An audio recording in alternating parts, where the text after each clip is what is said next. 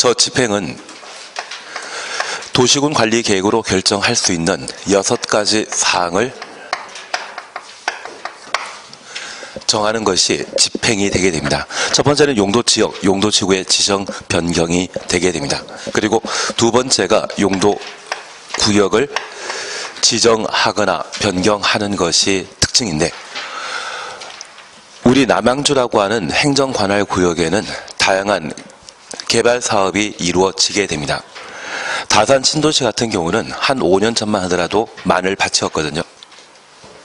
그래서 그 마늘밭이었을 때는 비도시적인 관리지역이나 농림적 자연환경보전지역이었는데, 그것을 개발하기 위해 농림지역에서 도시적으로 변경시키는 것이 있다고 하면 그게 개발사업을 위한 집행에 해당하게 됩니다. 그리고 3번이 기반설의 설치 정비 계량을 도시군 관리 계획으로 결정할 수 있는데, 도시군 관리 계획으로 결정된 이후에는 도시군 계획 시설이 되게 됩니다.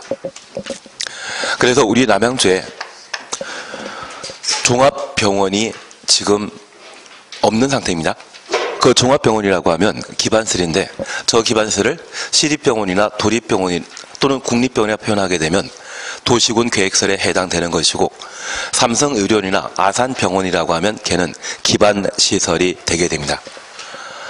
아산병원을 만들고자 한다고 하면 서울시장으로부터 허가받아 만들게 되는 것이고, 저 종합병원을 도시군 관리계획으로 결정해서 설치하게 되면 국립병원이나 도립, 시립병원이란 말로 바뀌는데, 그것을 도시군 계획설이라 표현하게 됩니다.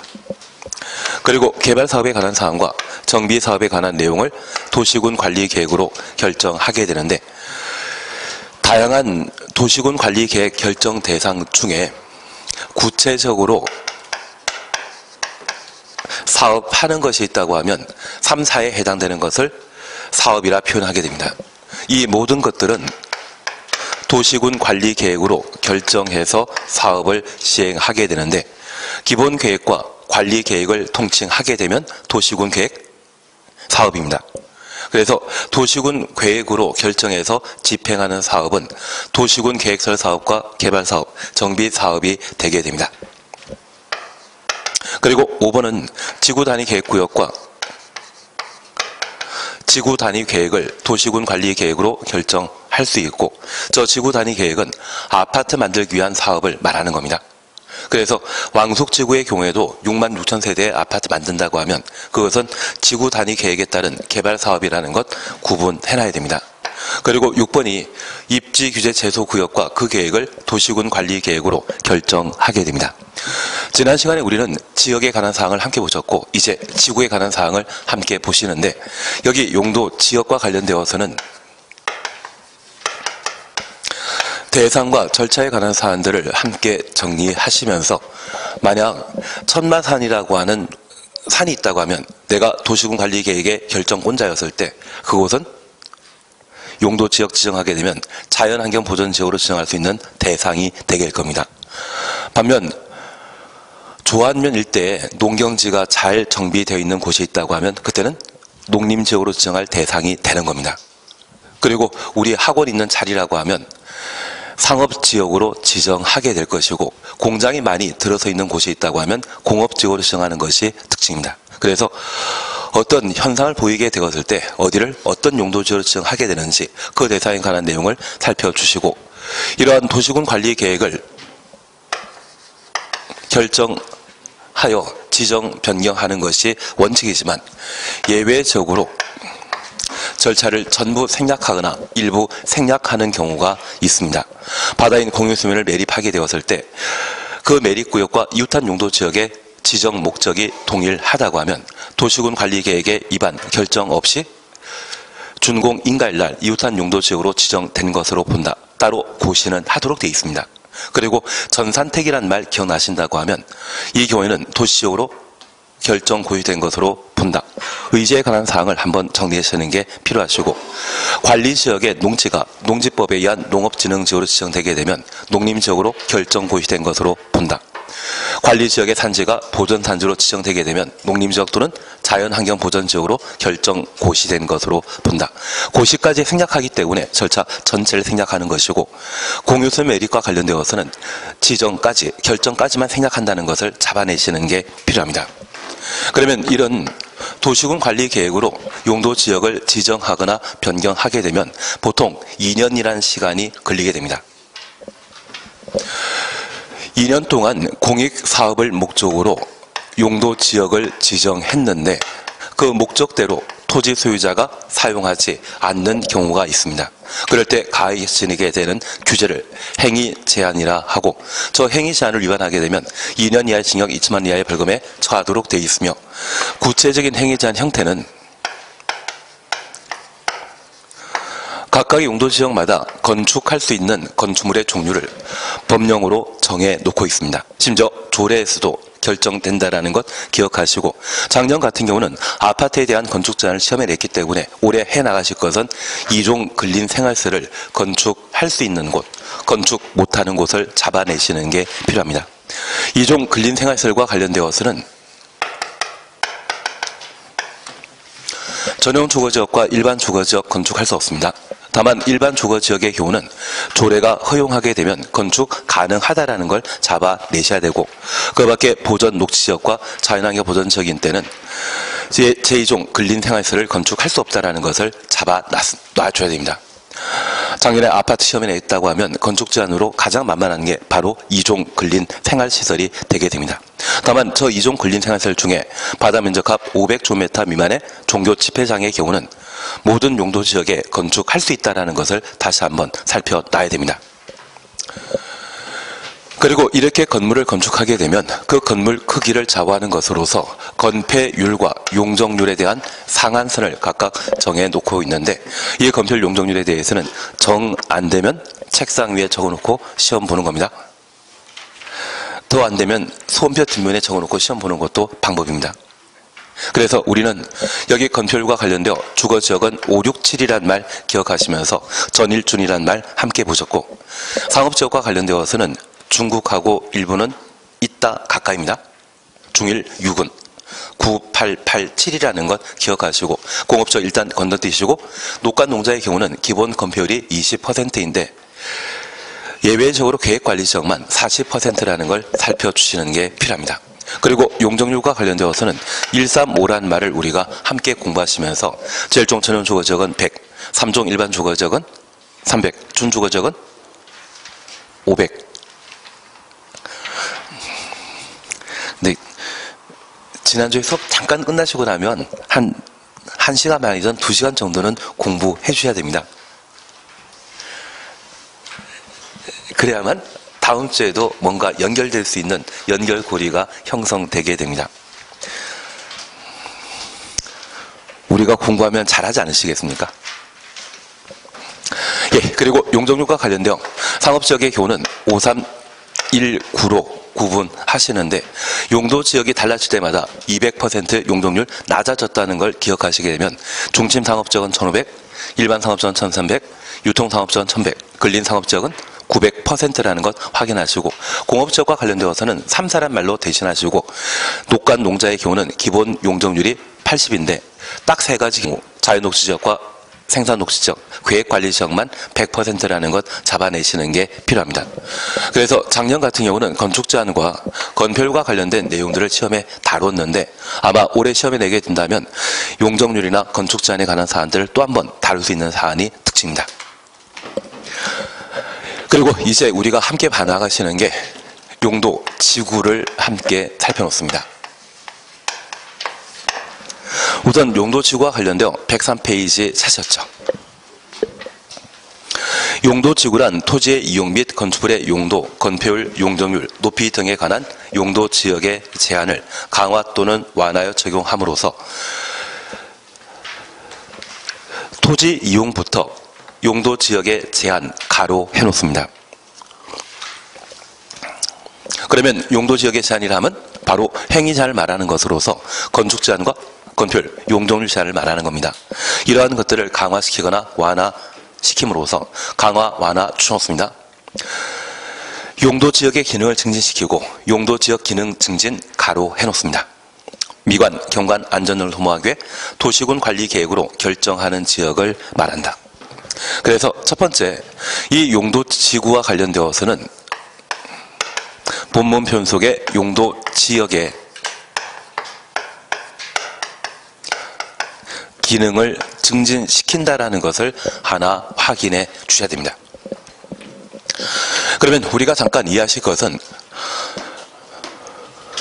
용도 지역의 지정 변경과 용도 지구의 지정 변경은 도시군 관리 계획으로 결정하게 됩니다.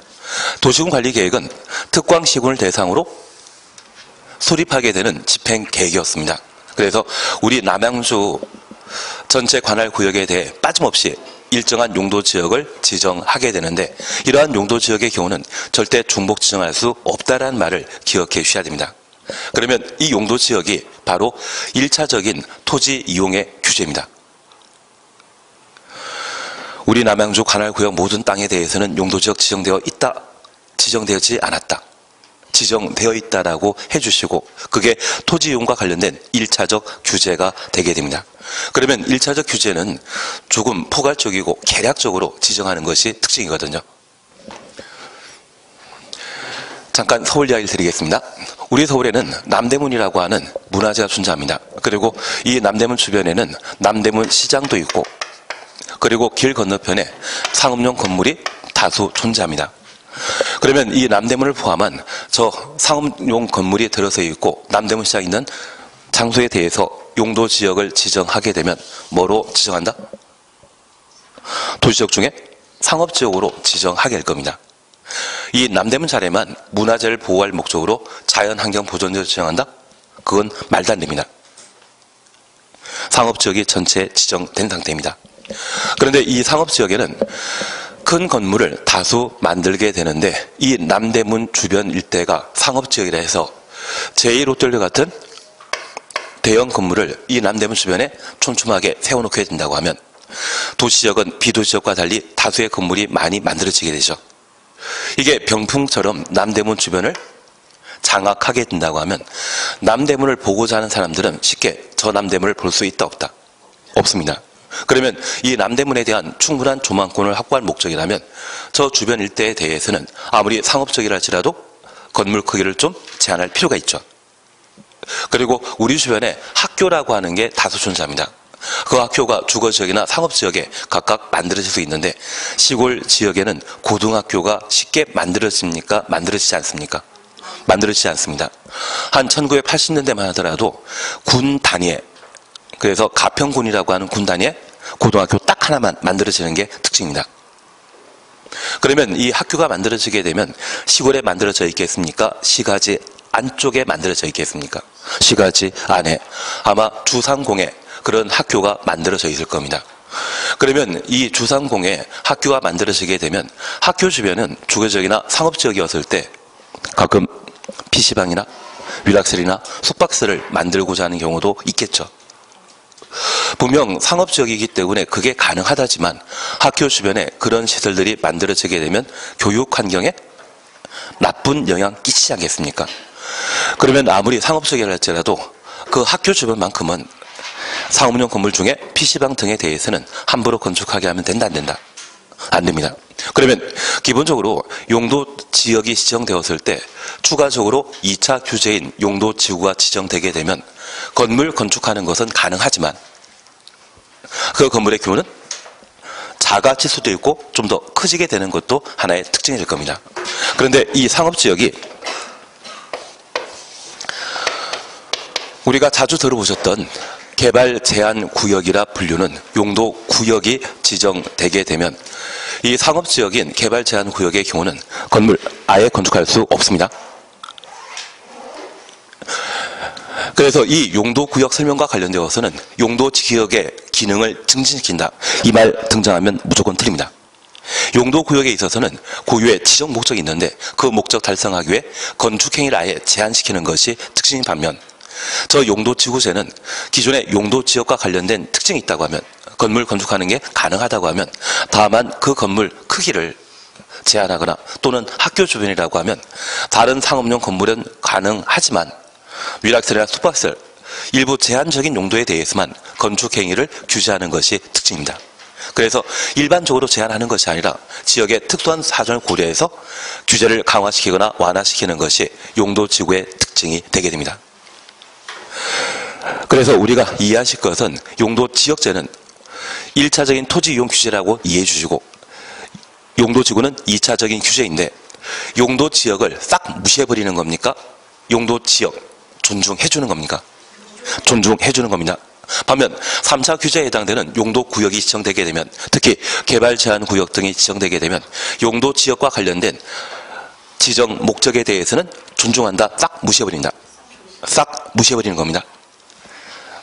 1월 달에 동영상 들어보신 분이 계시거나 또는 1월 달에 수업 계속 들어오셨다고 하면, 우리가 다방에서 커피 한잔 마셨을 때 단골 손님은 점심시간쯤에 커피를 마시는 게 아니라 짜장면을 드실 수 있습니다. 그 짜장면을 드시게 된다고 하면 커피 맛을 느낄 수 있다, 없다? 아예 없습니다.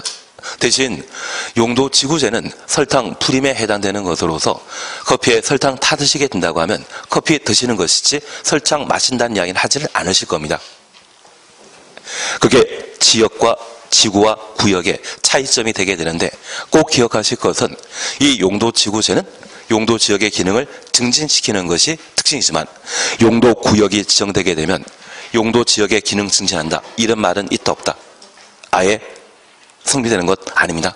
조금 이해하시겠습니까? 그리고 이런 용도지구제는 특별히 용도지역과 달리 중복 지정 가능한 것이 특징입니다. 여기 중복 지정과 관련되어서는 우리가 천천히 확인해 나가십니다. 그러면 이 용도지구제도 우리가 공부하는 학습 방법은 대상과 절차가 된다라는 것 확인해 놓습니다. 우선 103페이지 보시게 되면 용도지구의 구분과 관련되어 1. 국토계획법에 따른 용도지구의 구분 사셨죠. 국토교통부 장관, 지도이사, 대도시장은 다음 각호 하나에 해당되는 용도지구의 지정 변경을 도시군 관리 계획으로 결정한다. 국토교통부 장관도 도시군 관리 계획 결정권자이기 때문에 충분히 가능합니다. 다음 페이지에 경관지구라는 것을 우리가 볼 수 있는데, 이 경관지구는 아름다운 것을 유지 보존하기 위해 지정하는 제도가 되게 됩니다. 그리고 보호지구라는 말 찾으셨는데, 이 보호지구와 관련되어서는 문화재, 중요시설물이라는 게 보이시고, 이 중요시설물과 관련되어 항만, 공항, 대통령령이 정하는 시설물, 이런 말을 볼 수 있습니다. 한 15년 전쯤에 우리 법이 개정되기 전에 중요시설물의 종류를 따로 시험에 물은 적이 있거든요. 그래서 최근 개정된, 작년에 개정된 보호지구와 관련된 중요시설물을 함께 봐주십니다. 우리 교재는 다 나오지 않았는데, 중요시설물은 총 5글자입니다. 그래서 5개가 나와야 된다는 것만 기억하시고, 이 중요시설물과 관련되어 우리가 기억해 주실 것은, 공군하면 생각나는 게 공항이거든요. 그래서 공군교, 공항이란 말로 시험 볼 때까지 하십니다. 저도 이 교자를 어디에 집어넣을까 고민이 많았는데 그냥 이렇게 마음 정하기로 했습니다. 공군교, 공항입니다. 그래서 공항시설과 분산시설, 교정시설, 공용시설, 그리고 항만시설, 저 5가지를 중요시설물로 정해 놓고 있습니다.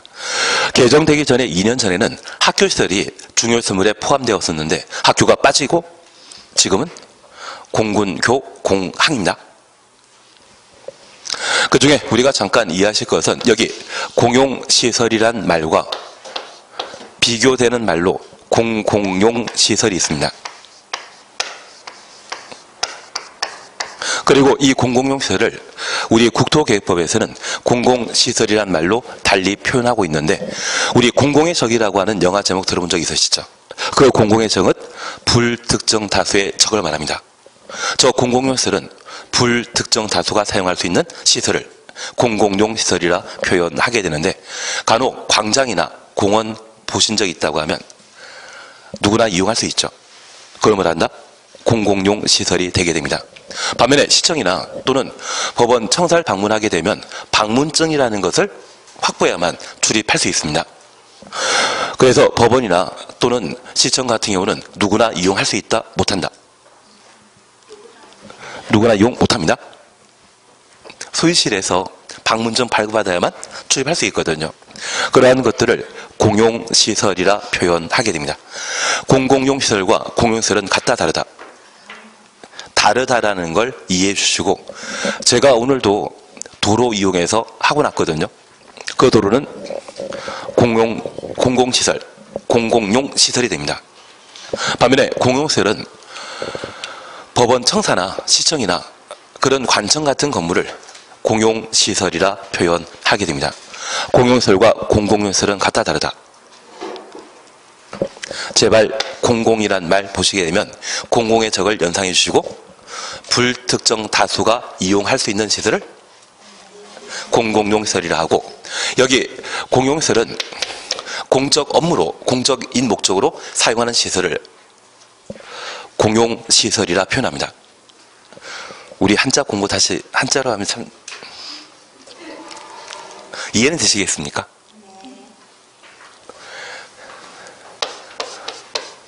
예. 그래서 지금 여기 공용시설과 공공용시설에 대한 구분을 해주실 때, 여기 공용시설이 중요시설에 포함되는 것이지 공공용시설이 중요시설 범위에 포함되는 것 아닙니다. 그래서 우리 104페이지에 보호지구와 관련되어 중요시설물 범위에는 총 몇 개 들어간다? 5개. 그 5개에는 학교시설 빠져 있습니다. 그리고 공공용시설이 아니라 공용시설이 들어가 있다는 것을 잡아내셔야 됩니다. 그리고 취락지구라는 말을 우리가 보셔야 되는데, 이 취락은 시골 마을을 취락이라 한자로 표현하게 됩니다. 그리고 개발진흥지구입니다. 그리고 방제지구입니다. 여기 고도지구와 관련된 사항을 함께 보십니다. 쾌적한 환경 조성 및 토지의 효율적 이용을 위해 건축물 높이의 최고 한도를 가로 해놓습니다. 규제할 필요가 있는 지구인 때 고도지구로 지정되게 됩니다. 그러면 우리가 잠깐 이해하실 것은, 도시군 관리 계획으로 고도지구를 지정할 때 그와 동시에 건물 높이를 50m로 정해 놓게 된다면, 최고 한도란 말 쓰게 되면 이 고도지구 안의 모든 건축물은 50m 이하 돼야 되고, 최저 한도란 말 쓰게 된다고 하면 고도지구 안의 모든 건축물은 50m 이상 돼야 되거든요. 그래서 이 고도지구와 관련되어 2년 전까지만 하더라도 최고 한도와 최저 한도를 동시에 규제했었는데, 법을 개정하면서 이 고도지구 설명과 관련되어 건축물 높이의 무엇만, 최고 한도만, 그래서 이 고도지구 설명에 최저 한도란 말도 함께 들어가 있으면 그 집은 틀린 겁니다. 개정된 고도지구에 따르게 되면 건물 높이의 무엇만, 최고 한도만 제한하는 것이 특징입니다. 그리고 방화지구, 불과 관련된 사안입니다. 특정 용도 제한지구, 학교 주변이 지정되게 됩니다. 복합용도지구, 앞에다가 9번이라 적어놓습니다. 현재 국토계획법에서 정하고 있는 용도지구의 종류는 총 9개입니다. 그리고 9번이 복합용도지구인데, 우리 터미널 가끔 이용하신 적 있죠. 그리고 이 터미널이라고 하면 시외버스 터미널과 고속버스 터미널로 각각 구분해 운영하고 있는데, 간혹 지방 도시의 경우에는 저 시외버스 터미널과 고속버스 터미널을 함께 사용하게 되면 얘를 뭐란다? 복합 터미널이 되어버립니다. 그래서 이 복합용도지구와 관련되어서는 분명 같은 장소인데 둘 이상으로 중첩해 사용하는 곳을 복합용도지구라 표현하게 됩니다. 우리가 조금 이따 다시 한번 확인하실 테지만, 이 복합용도지구로 지정할 수 있는 대상 지역이 일반 주거지역과 일반 공업지역, 계획관리지역 세 곳이 복합용도지구를 지정할 수 있는 용도지역입니다. 만약 저 일반 주거지역이 복합용도지구로 지정되게 되면, 저 일반 주거지역에는 만약 10개의 건물을 건축할 수 있을 때, 복합용도지구가 일반 주거지역에 지정되게 되면 준주거지역에 건축 가능한 건축물을 복합용도지구로 지정된 일반 주거지역에 건축할 수 있습니다. 그러면 이 준주거지역에 건축할 수 있는 건물 종류가 15개라고 하면 일반 주거지역인 곳에 복합용도지구 지정되게 되면 총 몇 개? 25개 건물을 건축할 수 있습니다. 건축 제한 규정이 강화된 것이다, 완화된 것이다? 완화된 것입니다. 취지 이해하시겠습니까? 그런데 내가 느낌상 저 일반 주거지역에 건축 가능한 건물의 가치와 준주거지역에 건축 가능한 건물 가치 중에 좀 더 비싼 것은 준주거지역입니다. 그래서 일반 주거지역이 복합용도지구로 지정되게 되면 토지의 가치가 달라질 수밖에 없습니다. 우리 복합터미널이라는 말 이해되시겠습니까? 원래 따로 사용해야 되는데 불구하고 함께 사용하는 것이 뭐다? 복합터미널입니다. 그러면 하나의 용도로만 사용할 땅인데 그곳에 복합용도지구가 지정되게 되면 다른 땅에 건축 가능했던 건물을 함께 건축할 수 있거든요. 건축할 수 있는 건물의 종류가 늘어난다, 감소된다. 늘어나는 것이 복합용도지구의 특징이 되게 됩니다. 그리고 2번입니다. 국토계획법 시행령에 따른 용도지구의 구분 찾으셨죠? 국토교통부 장관 지도이사 대도시장은 국토교통부 장관부터 대도시장까지 가로해 놓습니다. 다음 각과 같이 세분하여 지정할 수 있다. 그리고 경관지구 찾으셨죠? 여기 경관지구는 특화경관지구, 자연경관지구, 시가지 경관지구 이렇게 보시게 될 겁니다. 우선 특화경관지구와 관련되어서는 지역 내 주요 수계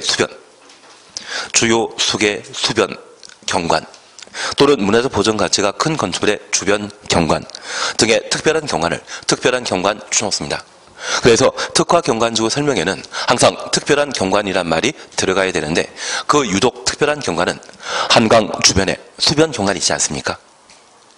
한강 주변에 경관을 수변 경관이라 표현하고 문화적 보존 가치가 큰 건축물은 한옥마을을 말하게 됩니다. 우리 전주 한옥마을이나 서울에 북촌 가보신 적 있다고 하면 그게 특화경관지구로 지정되어 있는 장소입니다.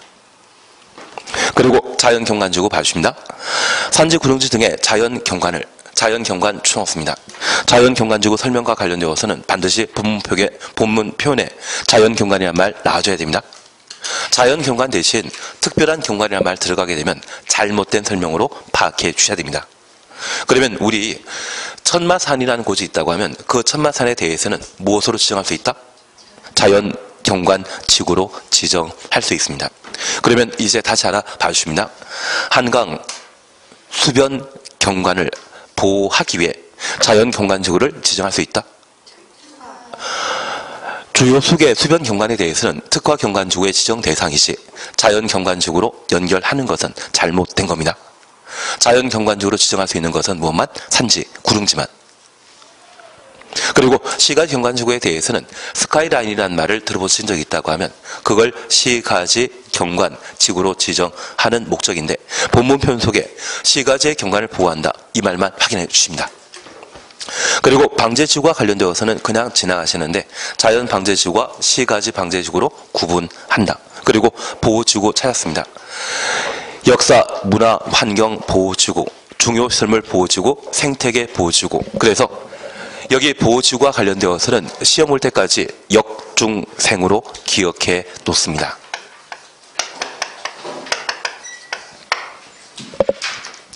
그리고 역사, 문화, 환경 보호지구와 관련되어서는 문화재란 말을 확인해 놓습니다. 문화재나 전통사찰정의 역사, 문화적으로 보존 가치가 큰 시설, 지역을 보호, 보존하기 위해 지정하는 것을 역사, 문화, 환경 보호지구라 합니다. 그리고 중요시설물과 관련되어서는 5개라는 것 우리 약속하셨습니다. 공군교, 공항입니다. 그리고 생태계 보호지구에 대해서는 그냥 지나십니다. 그리고 취락지구와 관련되어 자연취락지구 찾았습니다. 여기 자연취락지구와 관련되어서는 녹지지역부터 자연환경보전지역까지 가로해 놓으시고 취락 정비하기에 필요한 지구를 자연취락지구라 합니다. 그러면 우리가 잠깐 이해하실 것은 마을을 한자로 표현하게 되면 취락이라 표현하는데 주거지역의 취락을 정비하기 위해 자연취락지구 지정할 수 있다? 드립니다. 자연취락지구의 지정 대상은 주상공을 제외한 녹관 농자, 녹지적, 관리적, 농림적, 자연환경보전지역 안에 시골 마을을 정비할 목적으로 지정하는 것이 자연취락지구입니다. 주거적이나 상업적, 공업적 들어가면 바로 틀립니다. 그래서 이 자연취락지구는 용도지역에 제한을 받는 것이 특징입니다. 그리고 두 번째입니다. 우리 1980년대 또는 90년대 초반에 시골 마을을 방문하신 적이 있다고 하면 그 시골 마을 중에 가끔 전기, 수도가 또는 도시가스가 연결되지 않는 동네가 있습니다. 그런 시골 마을의 경우에는 그냥 전기 없이 생활하게 방치해야 된다. 전기 연결해 줘야 된다. 연결해 줘야 되지 않겠습니까? 그런 연결 사업을 시행하기 위해 지정하는 용도지구가 자연취락지구가 되게 됩니다. 그리고 집단취락지구는 개발제한구역이란 말 추놓습니다. 개발제한구역 안에 취락 정비하기 위해 필요한 지구를 말합니다. 그런데 이 개발제한구역은 도시의 무질서한 확산을 방지할 목적으로 서울과 5대 광역시 외곽에 1970년대 지정한 적이 있습니다. 그래서 우리 남양주시는 서울 외곽 도시에 해당되기 때문에 개발 제한 구역이 존재하고 그 개발 제한 구역에 시골 마을이 있다고 하면 도로 설치하거나 전기, 수도 만들어주기 위해 집단 취락지구의 지정이 가능한데 만약 강원도에 춘천이라는 도시가 있다고 하면 그 춘천에는 집단 취락지구 있다 없다? 없습니다. 그래서 우리 도시군 관리 계획으로 용도 지역을 지정하게 되면 우리 남양주에는 반드시 도시역에 해당되는 주상 공로과 비도시역에 해당되는 관농자라는 게 빠짐없이 지정되어 있는데 이 용도지구는 지역의 특수한 사정을 고려해서 지정할 필요 있을 때만 지정하는 것이고 지정 안 되는 경우도 있습니다. 이해되시겠습니까? 만약 개발 제한 구역 없는 도시군이라고 하면 집단 취락지구에 지정할 필요 있다 없다? 없는 겁니다. 그리고 그냥 농담삼아 이야기 드리겠습니다. 서울 같은 경우에는 자연취락지구가 있겠습니까 없겠습니까? 서울에 자연취락지구 있다 없다? 없습니다. 서울에는 녹관 농자가 분명 있긴 있지만 그 면적이 아주 작습니다. 그리고 서울에 녹관 농자의 시골 마을이 있다고 하면 이미 전기, 수도, 도로 다 깔려있는 상태이거든요. 돈 많은 동네이지 않습니까? 그래서 우리가 이해하실 것은 이 용도지구에 대해서는 빠짐없이 모든 도시군에 지정되어 있는 것 아닙니다. 지정할 필요 있을 때만 지정하는 것이고 필요 없다면 지정 안 하는 겁니다. 취지 이해하시겠습니까?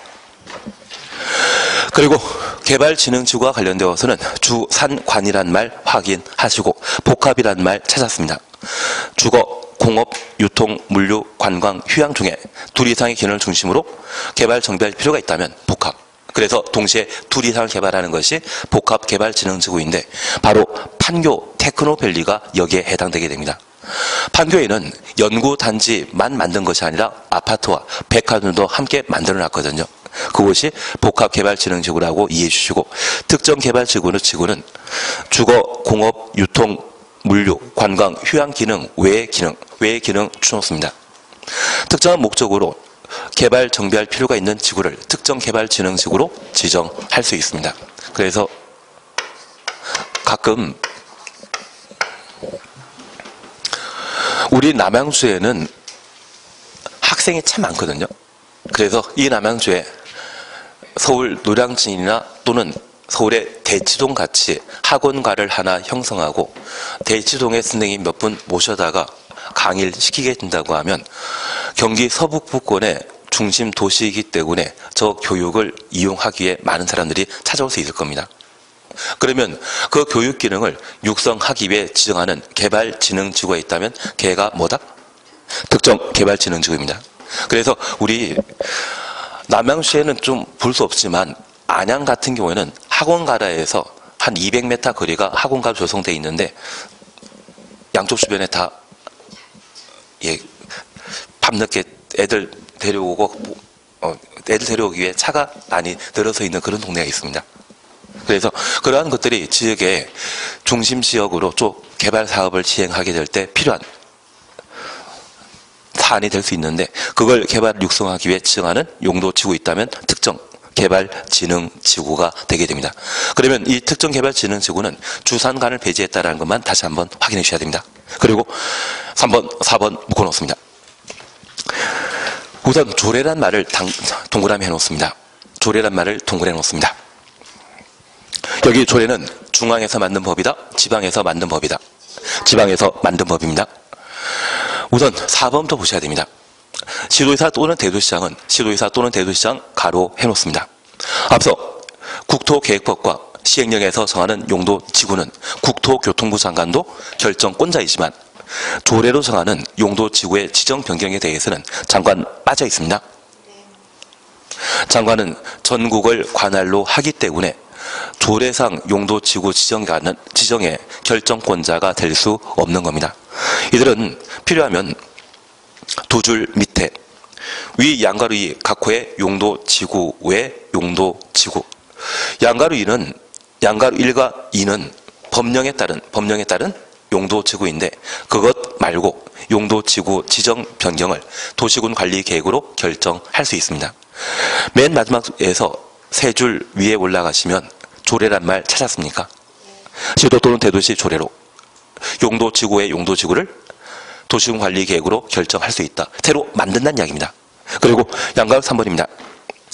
시도의사 또는 대도시장은 지역건상 필요한 때 해당 시도, 대도시, 도시군 계획 조례 동그래 놓습니다. 경관지구를 추가로 세분하거나 경관지구 추천놓습니다. 특화 경관지구, 가로 속에 특화 경관지구 추천놓습니다. 세분하거나 중요설물 보호지구, 특정 용도 제한 지구를 세분하여 지정할 수 있다. 그러면 잠깐 구분하실 것이 있습니다. 첫 번째 우리 봐주실 것은 현재 용도 지구의 지정 대상, 저 지정 대상과 관련되어 국토의 계획 및 이용에 관한 법령에서 용도 지구를 지정할 대상을 정해 놓고 필요성 인정되게 되면 저 용도 지구의 지정은 조례로 결정하게 되면 그 조례로 결정한 용도 지구도 도시군 관리 계획의 절차로 지정할 수 있습니다. 그러면 용도 지구로 지정할 수 있는 대상은 법령에서만 정해놓은 것이 아니라 어디에서 정해놨다? 조례로도 정해놨다라는 것 확인해 놓습니다. 다만 용도 지역과 관련되어서는 법령에 정해진 용도 지역을 우리 남양주에 지정 변경하는 것이지 조례로 용도 지역을 신설하는 것 불가능합니다. 용도 지구에 대해서만 조례로 용도 지구의 신설과 세분을 허용하고 있다는 것을 잡아내셔야 됩니다. 그러면 다시 우리가 이해하실 것이 있습니다. 지금 용도 지구는 용도 지역의 기능을 증진시키기 위한 2차적 토지 이용 규제인데 저 용도 지구를 지정하는 목적은 지역의 특수한 사정을 고려한 것입니다. 그래서 이 용도 지구 지정은 언제나 항상 지정하는 것입니까? 필요할 때 지정하는 것입니까? 필요할 때. 그러면 이 지역의 특수한 필요성이 강조된다면 법령이 아닌 조례로도 용도 지구를 신설하거나 세분하는 것이 가능하게 됩니다. 그러면 우선 법령과 관련된 사항을 함께 보시는데 첫 번째, 저 법령은 국회에서 제정한 법률과 명령을 말하는데 현재 명령은 장관 명령을 시행규칙이라 하고 대통령 명령을 시행령이라 표현하게 됩니다. 그러면 법률에서 용도 지구를 구분한 것은 총 9개입니다. 복합 용도 지구 앞에 9 적어 놓으셨죠? 총 9개입니다. 그러면 그 9개와 관련되어 우리가 함께 보실 것으로서 가끔 취하면 개가 되는 특별 보좌관이 있습니다. 이게 취계 특보입니다. 그래서 취락지구, 개발진흥지구, 특정용도 제한지구, 그리고 보호지구, 그리고 서울에는 경복고라고 하는 고등학교 있습니다. 그리고 이 동문이 잘 나간다 해서 방방이란 말로 정리하시면 경관지구란 말 기억나시고 복합용도지구 기억나시며 고도지구 살피셨으며 방화지구와 방제지구에 관한 구분을 함께 하셨습니다. 그래서 국토계획법에서 정해놓고 있는 용도지구는 총 몇 개? 9개입니다. 취계특보, 경복고, 방방. 이렇게 함께 하시면서 시험 볼 때까지 쭉 유지해 주셔야 됩니다. 그리고 시행령으로 저 용도지구를 세분하게 되면 시행령으로 세분하는 것은 몇 개? 5개입니다. 그래서 우리가 첫 번째 중요하게 봐주실 것이 경관지구입니다.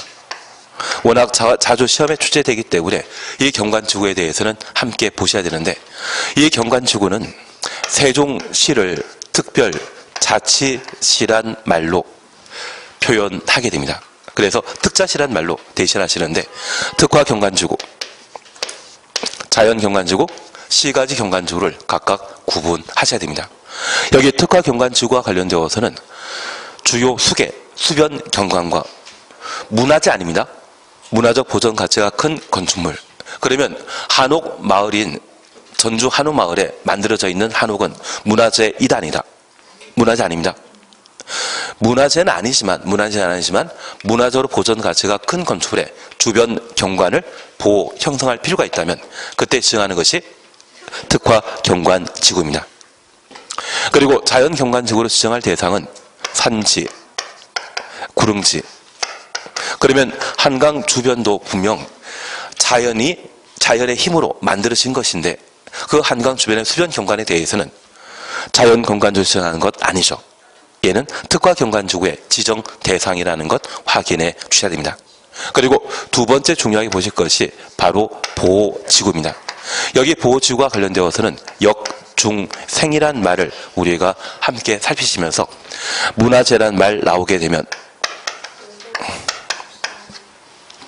역사문화환경 보호지구의 지정 대상이라는 것 잡아내셔야 됩니다. 그 만약 이 문화재란 말이 특화 경관지구의 지정 대상을 설명하게 되면 바로 틀립니다. 그래서 남대문이나 동대문이 있다고 하면 걔를 어떤 용도지구로 지정한다? 역사, 문화, 환경, 보호지구로 지정하게 됩니다. 그리고 중요설물 보호지구와 관련되어서는 중요설물이 5글자이기 때문에 5개라는 것 기억하시고, 공군교, 공항입니다. 정 안되면 공군과 공항이라고 하시든지 하면서 공군교, 공항이라는 것 확인해 놓습니다. 그래서 만약 우리 주변에 공항시설이 있다고 하면 그 공항시설은 중요설물 보호지구의 지정 대상이라는 것 기억하시고, 우리 남양주에는 인천국제공항 같은 공항 없죠? 지정할 필요 없겠습니다. 대신 이 공항시설 보호지구가 지정되게 되면 비행기의 안전한 이착륙을 담보하기 위해 건물 높이도 제한할 필요 있죠. 그러면 저 공항에 있는 곳이라고 하면 바로 고도지구로 지정하고 건물 높이를 함께 제한하게 될 겁니다. 그래서 이 공항 주변의 용도지구는 딱 하나만 지정되는 것이 아니라 필요하다면 둘 이상을 중복 지정할 수 있다는 것 기억해 놓습니다. 반면에 비개발 용도에 해당되는 자연환경 보전지역과 농림지역은 중복 지정할 수 있다 없다? 자연환경 보전지역은 환경 보전이 목적이죠. 농림지역은 생산이 목적입니다. 워낙 용도지역은 그 구체적인 특징이 강하기 때문에, 개성이 강하기 때문에 중복 지정할 수 없지만, 여기 용도지구에 있어서는 필요시에 둘 이상을 중복하여 지정할 수 있는 겁니다. 취지 이해하시겠습니까? 그리고 군단시설과 교정시설, 공용시설, 항만시설. 그래서 이 공용시설이 중요설물 보호지구의 지정 대상이 되는 것이지 공공용 시설 아닙니다. 우리는 공용시설과 공용시설을 바꿔놓게 되면 글자 하나 가지고 지사하기 시험 문제 냈다 하지만 법적 의미는 크게 다릅니다. 공공용시설은 누구나 사용할 수 있는 시설이고, 공용시설은 공적 목적으로만 사용하는 시설을 공용시설이라 하기 때문에 그 의미는 같다 다르다. 한 글자 차이라 생각하지 마시고 엄격하게 구분해 놓으시고 그걸 이해를 토대로 해서 문제 풀어나가시는 게 필요합니다. 공용시설과 공공시설은 서로 다르다는 것을 명확하게 잡아주셔야 됩니다. 이해 안 되시면 그걸 체크해가지고 나중에 쉬는 시간에 저한테 물어보셔야 됩니다. 그냥 이해 안 되면 끝까지 이해 안 하시는 걸로 하면 실력이 안 올라가십니다. 암기하면 참 좋겠는데 이 암기할 만한 양이 아닙니다. 대신 우리 공법이 한 2,400개, 2,600개 조문으로 구성되었다면 공인중개사법은 한 120개이거든요. 그리고 실무는 어차피 공법이든 다른 법이든 같이 좀 겹치는 부분도 꽤 있을 겁니다. 얘는 외울만 합니다. 왜냐하면 40문제가 오지 쓴다로 구성되게 되면 지문수는 몇 개 나와야 되겠습니까? 200개 나와야 되거든요. 이것 다 사용해도 부족하지 않습니까? 그래서 공인중개사법에서는 한 개 법 조문이 있으면 그걸 쪼개서라도 문제 만들려고 노력하다 보니 이걸 우리가 계속 반복하고 정리하다 보면 중개사법에 대해서는 법 조문을 다 외울 수도 있는 상황이 되실 겁니다. 대신 단순히 그냥 외우시는 게 아니라 정확하게 이해하고 정리하고 내 걸로 해놓으시게 된다면 점수가 나올 수밖에 없는 상황입니다. 중개사법은 요즘 결석 안 하시죠? 제가 항상 누누이 말씀드리는데 중요한 약속이 있으면 공법 시간에 잡는 게 나으시지 중개사법 시간에는 꼭 들어놓으셔야 됩니다. 2차 과목에서 중개사법만큼 80 이상을 보장해주는 과목이 없습니다. 그리고 제가 지금까지 역대 수업하다 보면 중개사법 교수님만 욕을 안 먹으시고 나머지 선생님들은 욕을 많이 먹으십니다. 28회 이전까지만 하더라도 저 혼자만 욕 먹었는데 작년에는 뿌듯하게 세법 선생님과 공시법 선생님도 함께 욕 먹으시고 민법 과목도 욕 많이 먹어. 예, 작년만큼 뿌듯한 해가 없었습니다. 네, 아마 올해는 아마 지금 추세라고 하면 더 줄일 수 있는 상황도 될 겁니다. 28회 때는 23,000명 붙으셨거든요. 29회 때는 16,750명, 17,000명이나 하면 6,000명 줄어들었고 작년에 위촉된 출제위원이 계속 유지되는 상황이기 때문에 더 합격자 수가 좀 줄어들 수 있는 여지도 있습니다. 공부는 짧은 시간에 끝내는 게 마음 편하십니다. 예, 빨리 하도록 하겠습니다. 그래서 여기 중요설명 보호지구와 관련된 대상 무엇인지 꼭 한번 정리하시는 게 필요하십니다. 그리고 우리 취락지구에 관한 사항을 함께 공부하시면서 여기 취락지구와 관련되어서는 자연취락지구와 집단취락지구, 자집입니다. 그래서 녹지지역과 관리적, 농림적, 자연환경보전 지역에 지정되는 취락지구는 자연취락지구이고 개발제한구역에만 지정되는 것은 집단취락지구입니다. 하나, 질문이 있습니다. 시가조정구역에는 집단취락지구를 지정할 수 있다? 여기 집단취락지구는 어디에만? 개발제한구역에만. 자연취락지구의 경우에도 녹간농자, 주상공예는 지정할 수 없다라는 것을 잡아내시는 게 필요하십니다. 그리고 개발진흥지구와 관련되어서는 주산관이라는 말만 기억해 놓습니다. 그래서 예전에 저희 동네 옆에 산해관이라고 하는 중국집이 있었거든요. 그냥 주상관입니다. 그래서 주거개발진흥지구와 산업유통개발진흥지구, 관광휴양개발진흥지구 동시에 개발하면 복합, 하나만 이걸 배제하고 개발하면 특정, 그런 구분해 주시는 게 필요합니다. 그리고 방제지구와 관련되어서는 자시란 말로 대신하시고 크게 문제되는 것은 아닐 겁니다. 결국 시험에 주로 출제되는 것이 있다면 경관지구 세분되는 것, 그리고 보호지구 세분되는 것, 취락지구 세분되는 것, 이 세 가지에 대해서는 반드시 정리해 놔야 됩니다. 그리고 마지막으로 우려를 봐놓습니다. 현재 법령으로 용도지구를 정해놨으면 이 법령에 따라 용도지구를 지정 변경해야 되는데 이 용도지구는 지역의 특수한 필요성을 강조하는 2차 규제입니다. 그래서 이 법령은 전국을 대상으로 하는 용도지구제인데 이 전국을 대상으로 용도지구의 종류를 정해놨다고 하면 좀 미흡한 점이 있을 겁니다. 그래서 우리 지역만큼은 2차적 토지의 규제로서 특별한 용도지구가 필요해. 그렇게 강하게 주장하게 되면 조례가 정하는 용도지구를 신설할 수 있고요. 그 신설한 용도지구를 도시군관리계획으로 결정할 수 있다는 이야기입니다. 그러면 우리가 보신 저 용도지구 중에 미관지구란 말은 있다 없다? 없습니다. 저 미관지구를 미관지구, 경관지구는 미관지구, 경관지구는 서로 다르다고 해주십시오. 그래서 저 다른 것을 지정할 수 있는 겁니다. 그리고 두 번째입니다. 저 용도지구를 세분하거나 추가 세분할 수 있는 것. 그래서 우리가 이해하실 것은 여기 신설된 용도지구 명칭에 대해서는 중요한 거 아닙니다. 그냥 신설할 수 있다. 그것만 기억해 주시고, 여기 조례가 정한 바에 따라 세분할 수 있는 것으로서 우리 특중이란 말을 정리해 주시는 게 필요합니다. 최근 특별검찰이란 말 들어본 적 있으시다고 하면 특별검찰과 비슷한 것으로 특별경찰도 있지 않겠습니까? 그래서 버닝썬 수사와 관련되어 저 경찰관을 120명 동원해서 강남경찰서 등에 대한 버닝썬 사건을 수사 중이라고 하더라고요. 저 경찰관 120명 동원되는 것 처음 봤습니다.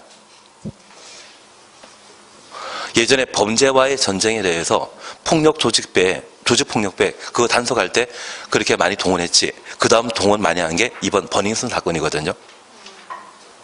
그러면 경찰도 특별경찰 해서 뭔가 특별한 중요한 업무 처리할 수 있죠.